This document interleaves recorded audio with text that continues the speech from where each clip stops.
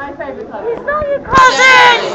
I mean, he's always been there. Like, back in the day, Monica took my Barbies away and fucking punch her and give me back the Barbies, you know? She's not here, but she's dead. Because Jono killed her. I don't even know where Monica I killed Monica. Mexico. I mean, But the Barbies are safe. regardless of our and Jean, there has always been something connecting me and Joe. Like, we always want to share something. Like the time Jono ate my boogers. He just fucking went there and ate them, you know? Yay! I mean, you're probably thinking back when we were very, very little, but no, it was probably a few months ago. 2 months ago at Redfern Station. Oh, he loves it.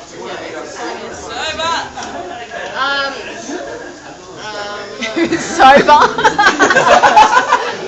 I was not sober. And the times Jono has sucked my big toe. 3 times. Actually. It's a thing. You know what? It's just like something connecting us. Boogers, toe eater. Yeah.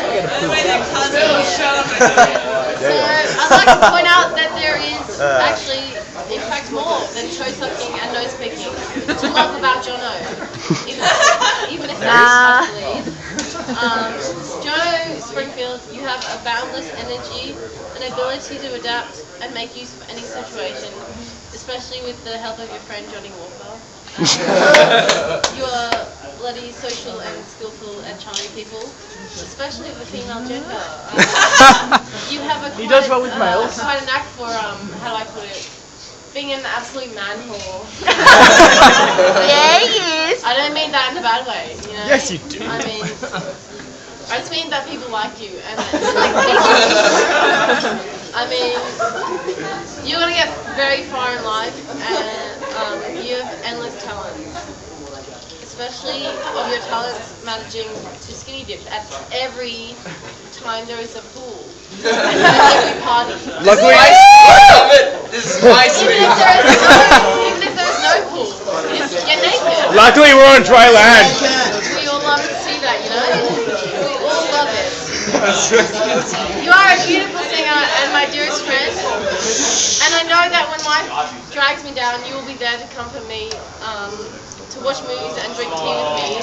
Endless amounts of tea. Jono, you are now 21, but still 18 at heart. I hope that you do not grow up, but outlook 18? into everything around you. And that every experience, every moment in ecstasy, every pain, every passion, every friendship rotates inside you and makes you you. Because you is what I love.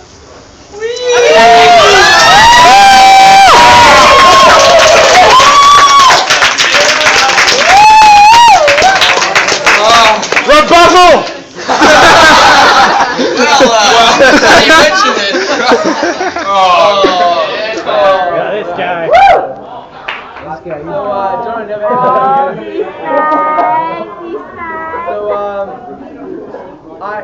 look, I'm really sorry, I'm fucked. Hold on a second. and my print is fucked as well. So, if there's any moments where I'm like, well, this is fucked, and you understand, hopefully. Alright, so, wow, okay. I believe this shall be my most interesting speech given so far, as this is probably the only opportunity I will ever have with Jonathan Springfield Jr. to speak at him and not have him speak back at me.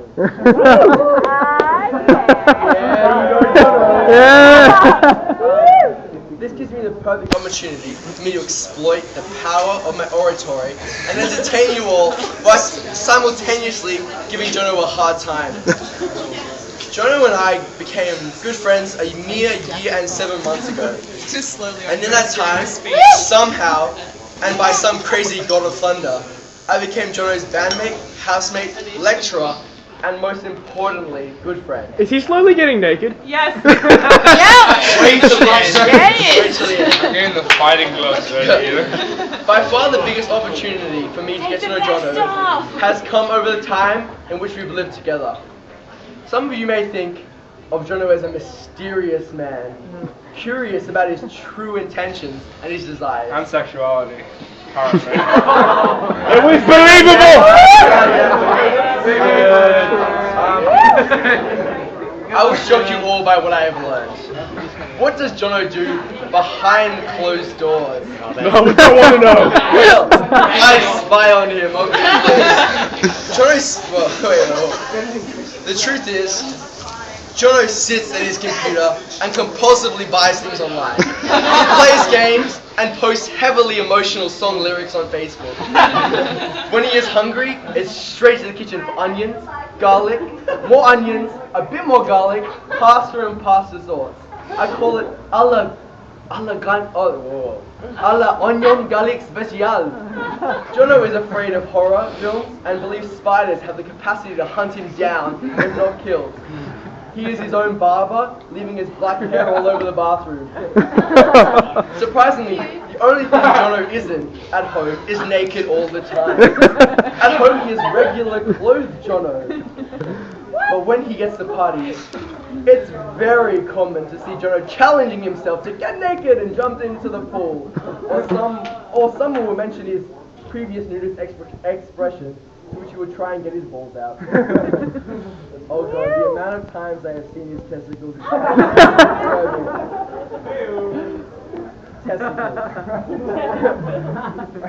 Anyway, I wanted to share with you who Jono really is, from my perspective at least, and how the journey to find who Jono is has changed me and my perspective, and has left me standing here in front of you all at his 21st party. I have no place. Wait. Okay, here we go. Jono, whoa, stand back. Jono and I have partied. Hey, Jono, I have partied with you. I have painted moons on the street with you. Gone on long walks. Watched you regularly trip over. Written and performed music with you. Checked in on you. Fought with you. Brought you drinks. Taken drinks away from you. Anyway, at the end of all this, I spent my time with lots of different Jonos. Super happy Jono, super opinionated Jono, drunk Jono, naked Jono, hipster Jono, and so on. A lot of us have tried to work out Jono as this one clearly defined person with transparent intention and desires. But I don't believe this one interpretation would do him justice. The complexities and crazy drama have a core, which I believe has brought you all here, and which have definitely brought me here.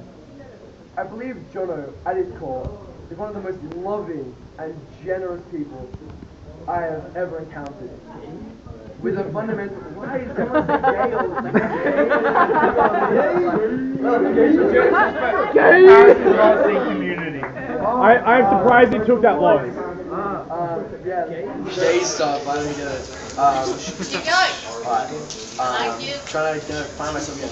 Okay, so I'm going to Okay, I believe there's all. I believe Jono, at his core, is one of the most loving and generous people I've ever encountered. With a fundamental warmth. Yeah, I know, but I'm saying it again. It's important. Jono would give you anything, whatever you wanted, whether it is the rest of his meal or his time to help you out with something. There's something special about this core of Jono. That is, in my opinion, his most outstanding quality. I don't always agree with him on politics, religion, or how to clean the house. But I love Jono. With honestly, I love dishes, crazy, gay. But I love Jono with all my heart because I know I know that these superficial aspects of life fall away when you have a dance off at a party or go out and talk for hours. If Jono was a famous singer or super rich, it wouldn't change how I feel about him. Of course, the parties would be larger with many more benefits. I don't think that any of his close friends, really care about who he becomes tomorrow. We all just want him to be healthy and happy. We want to share more experiences with you, Jonathan. So wise up, eat healthy, drink less, starting tomorrow, of course. Don't be afraid of asking us for help. We're always here for help. Yeah. Remember, you are the reflection of the people who surround you, all you crazy, awesome people. And we are all a reflection of you. So continue to bring your inner core Jono of us to all, inner core Jono to all of us. The only thing we are all responsible. The only thing we're all responsible for is this moment and the next. So on this note, is there a drink here? Okay. So on this note, I wish to toast you to 5 things. For you, firstly, to your health, Jono. If anyone has a drink. Yeah. Jono, secondly, to your future, whatever you choose. Yeah. Thirdly, for being our friends. Stop it! Thirdly, for being our friends. Fourthly, to us for being able to share some amazing moments with you. And last, to the continual motivation for you to wash the dishes. Make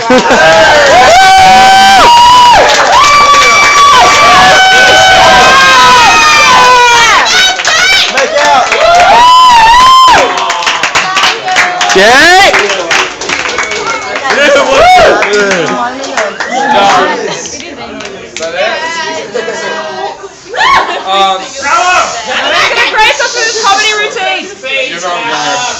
Would you like me to? Stand up! Do it! Talk about modern politics.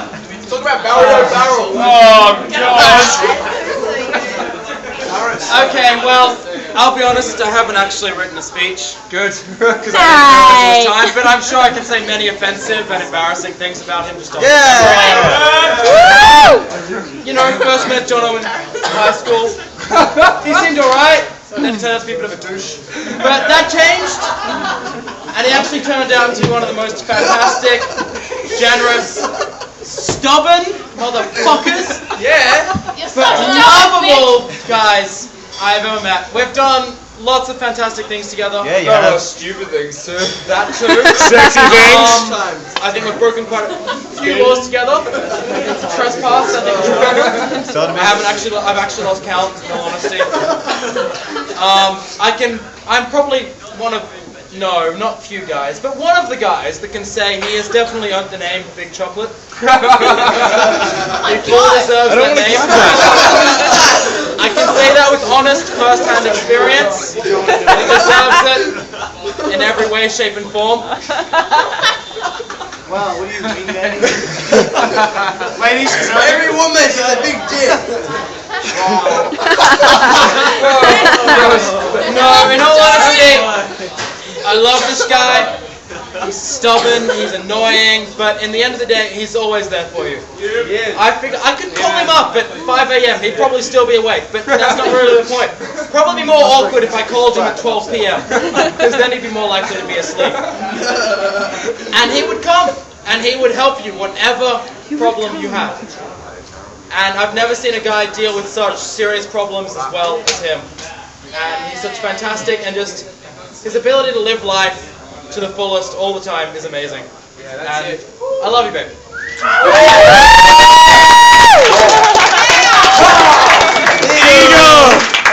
That was great fun, Trav. But Oh no! Kevin! Single! Tell the story! Yeah, very good. Actually, yeah. There was another 20, but I'll leave it to Johnny to explain. Do I have to tell this story? Alright, well, It's a gay story. Yes, a gay story. Tell the story! Tell the Alright, I'm going to do story! something a little bit, as it seems, unorthodox, and I'm going to speak at my own thing, but, Go into your testicles! Stop fucking around and do it. guys, I think it was something Paris said about surrounding yourself with certain people, and I have to say, if you measure a man's life by the people you surround yourselves with, then I won. No. Everything. So nice! We all awesome, aren't we? Everyone's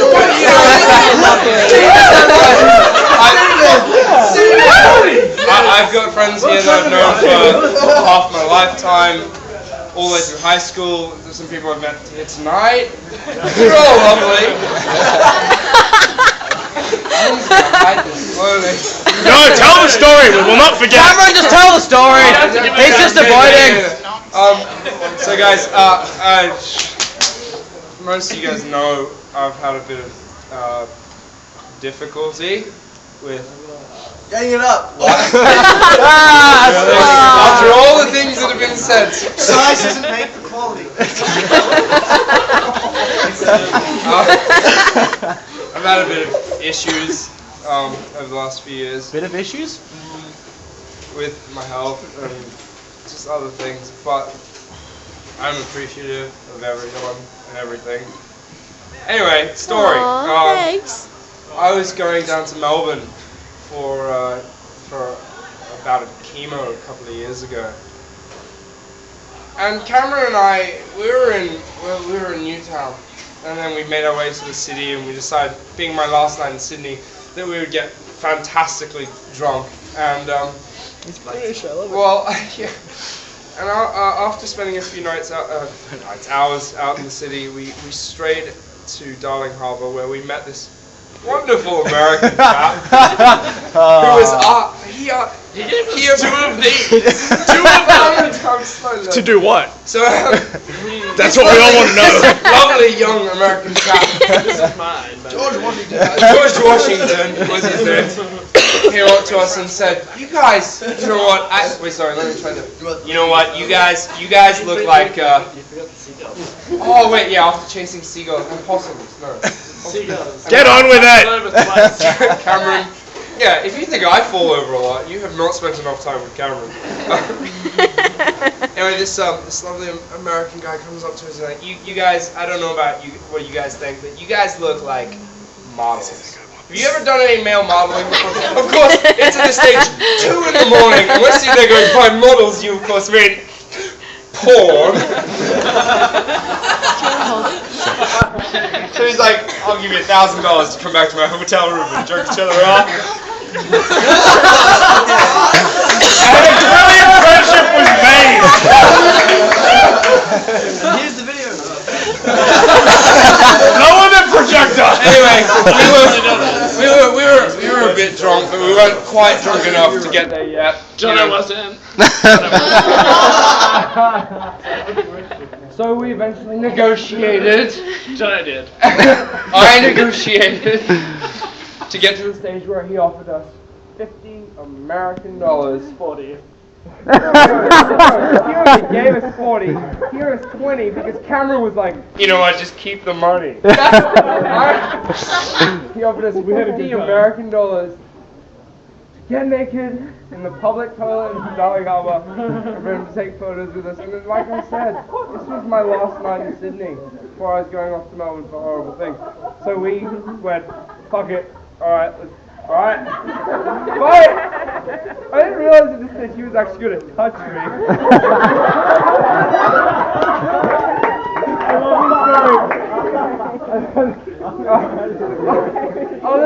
Other than informing me that I was in dire need of a wax, he said I had potential. For the record, he had potential because he's big. I had potential because I had the look. So you don't think.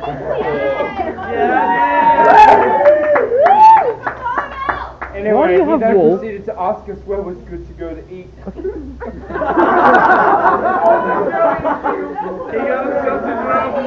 Yeah, did he wink at you afterwards, or was it legit? Anyway, I can't help but think he was actually just a creepy man who wanted to fit him. No, P9, if you will. P9. So that is the story how Cameron and I. We need to watch this. Don't you only have 120? Well, now we do. I gave mine back. Cameron gave his money back. What the fuck? You do not understand porn at all! So that's the story of how we earned. Now. $20 American! You cheap whores!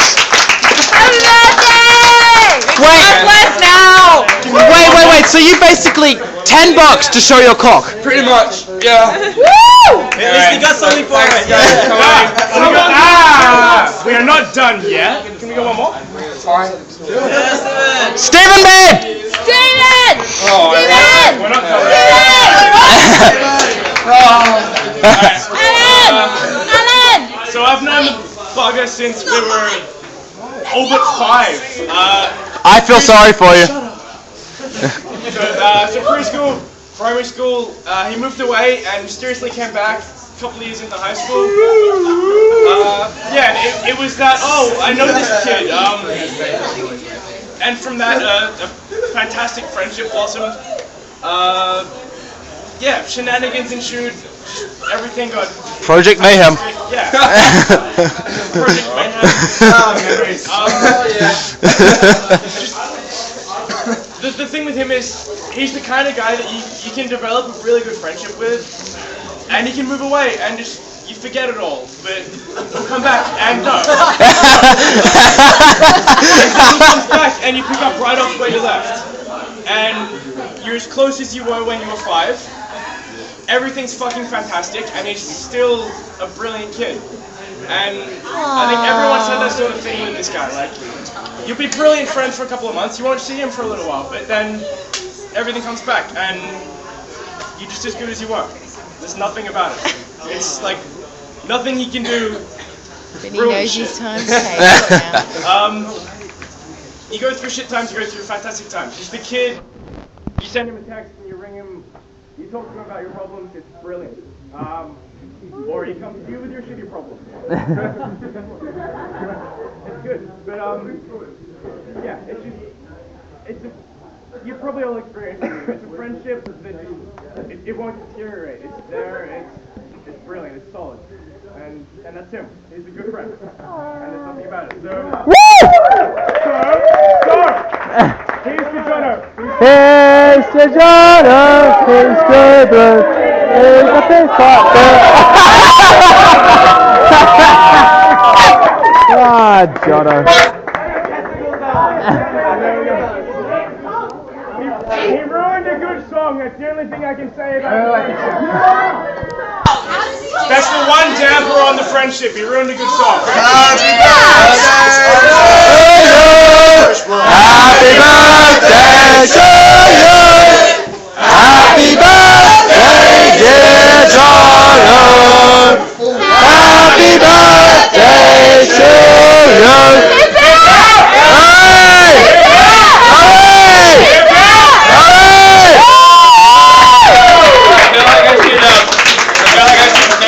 On a very Jono thing to say. So let's all go get fantastically pissed. I don't know, are we closed here? I think we're getting ushered out. I just bought your beer, so things are off. we're gonna go after the fight. We'll demand it! I don't know about you guys, but I'm walking up King Street and hopping to each bar I come across. Feel free to join me. I love you all. Good night.